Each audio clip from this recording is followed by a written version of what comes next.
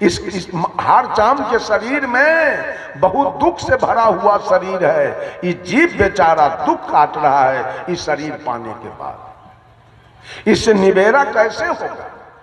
इसमें 3 दुख है, आदि व्याधि उपाधि, दैहिक दैविक भौतिक। अभी देख लीजिए, एक पहला है दैविक दुख जिसे हम प्रकृति कहते हैं। धान रोपने के समय बारिश नहीं हुई, आज काटने के समय में क्या नतीजा प्रकृति कर रही है। लोग सुखी हैं कि दुखी? इस शरीर से आप सुखी हैं कि दुखी? ये सत्संग का इतना बड़ा पंडाल, जिस समय बारिश होने लगी, हम रतन जी विचार कर रहे थे, बड़ा जुल्म हो रहा है। बेचारा इतना खर्च किया है, पंडाल लगाया, अब बारिश हो रही है, क्या होगा न होगा ठिकाना नहीं। कितना दुख की बात है। अभी महिला सब पानी पोंछ रही थी, बाल्टी में ले ले। कभी भूकंप आ जाए, कभी ठनका गिर जाए, कभी पत्थर गिर जाए, कभी बिजली गिर जाए, कभी जोरों की तूफान आ जाए, कभी बाढ़ आ जाए, कभी अगलगी हो जाए, कभी पूस की शीतलहरी आ जाए, कभी जेठ की दोपहरी आ जाए, कभी भादों का अन्हरिया रात आ जाए।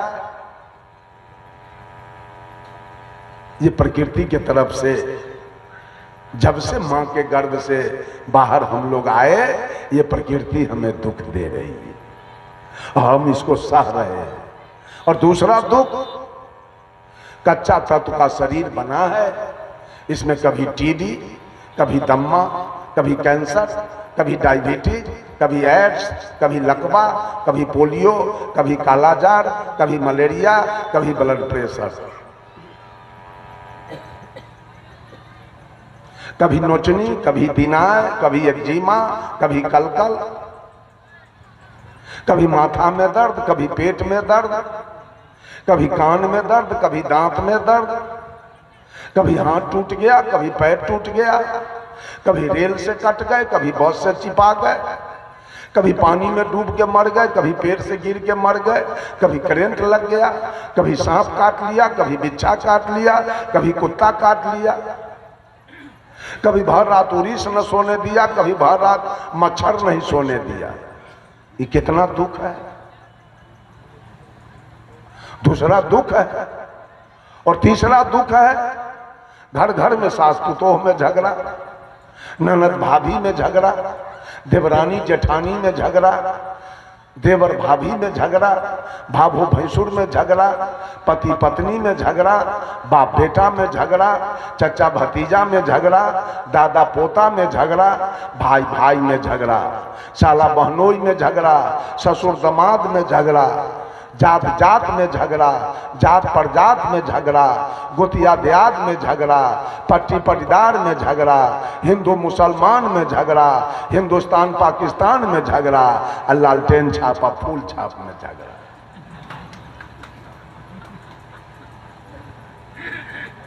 कितना दुख है इस शरीर में। इस शरीर से कल्याण पाना नहीं चाहते हैं क्या? इस शरीर से अलग होना नहीं चाहते हैं क्या? साहब कबीर कहते हैं, बंदे कर ले आप निवेरा। अपना निवेरा तो करो, अपना कल्याण तो कर लो। वो स्वामी तुलसीदास जी ने नहीं, जब भगवान राम 14 बरस वनवास बिताने के बाद जब अयोध्या आए थे, तो पूरे प्रजावासियों को इन्होंने बुलाया। एक बार रघुनाथ बुलाए, गुरु विप्रपुरवासी सब आए। गुरु आ गए, ब्राह्मण आ गए, पुरवासी गांव के लोग आ गए। बैठे गुरु मुनि और द्विज संजन, बोले बचन भगत भव भंजन। सुनहु सकल पुरजन मम बानी, कहूं न कछु मम ताउर आनी। का सुनो, मैं मोह ममता की बात नहीं कर रहा हूं। नहीं अनीति नहीं कछु प्रभुताई, और अपना बड़प्पन भी मैं नहीं बोल रहा हूं और न कोई अनीति की बात बोल रहा हूं। नहीं अनीति नहीं कछु प्रभुताई, सुनहु करहु जो तुम ही सोहाई। जो अनीति में सारे लोगों को आश्वस्त कर रहे हैं भगवान राम, जो अनीति में भाषो भाई, तो मोहि बर जहूं भय बिसराई। अगर मैं अनीति की बात बोलता हूं तो सारे भय को छोड़कर मुझे भी आके रोक देना, आप चुप हो जाइए, गलत बोल रहे हैं। इतना शक्ति जनता को दे रहे हैं राम।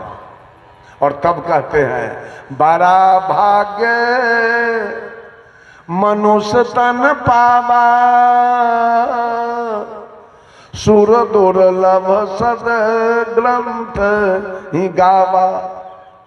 साधन धाम मोक्ष कर द्वारा, पाई न जहीं पर लोक सम्हारा। सो परत्र दुख पावही, सिर धुनी धुनी पछतावही।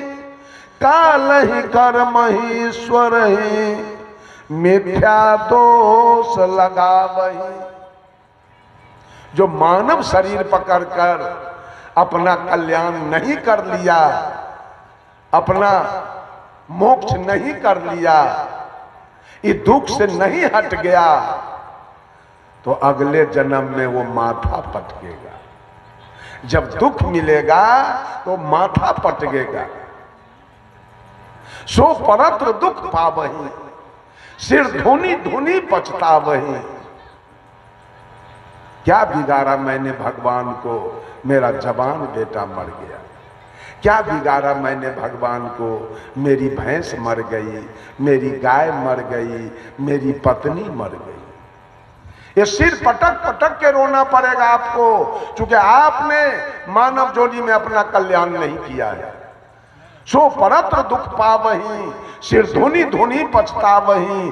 काल ही कर्म ही ईश्वर ही, मिथ्या दोष। लोग पूछेगा क्या हाल है, तो भगवान ने हमरा पर बिगड़ल, दैवे बिगड़ल। भगवान का मुरई उखाड़ लिए है जहां पर बिगड़ गया है।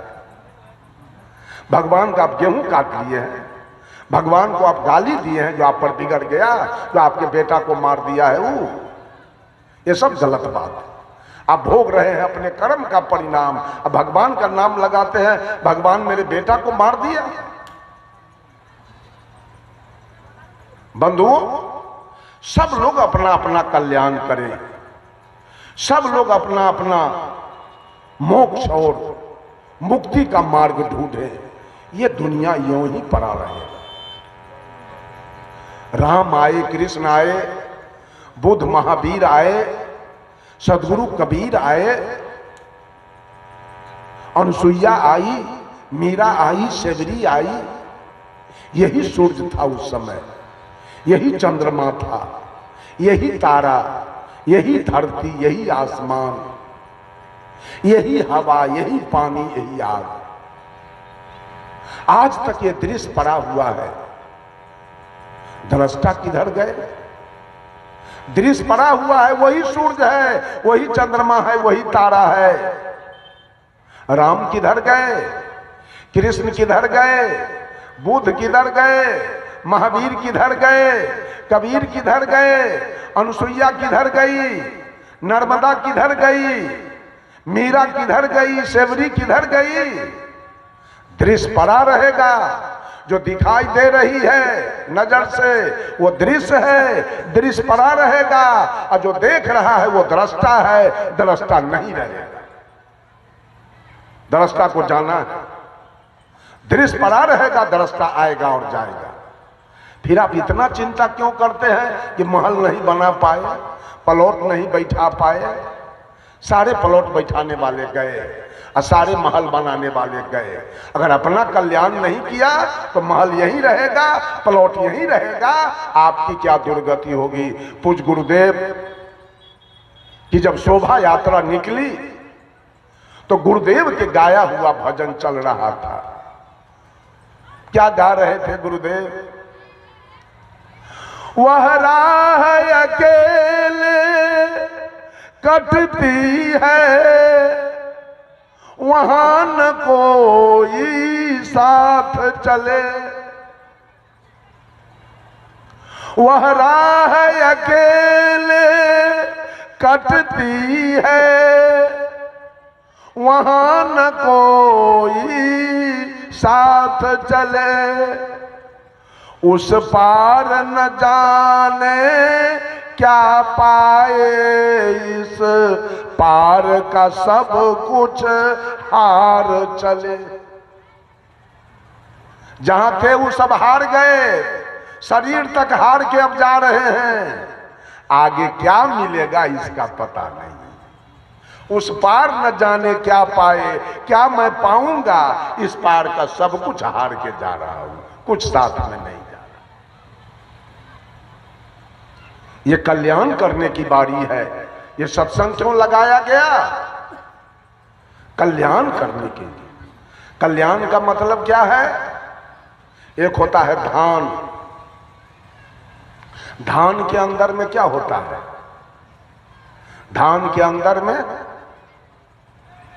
है, जोर से बोलिए, चावल है। धान के अंदर में चावल है। वो चावल, वो धान का भात बनेगा, खिचड़ी बनेगी धान के। धान के न भात बनेगा, न खिचड़ी बनेगी, न तस्मई बनेगा। यद्यपि उसके अंदर चावल है, ऊपर से जो छिलका चावल के ऊपर से जो छिलका लगी है, जो आवरण लगा है, जिसके चलते ये चावल अपाच होके पड़ा हुआ है, कुछ नहीं बनेगा इसका।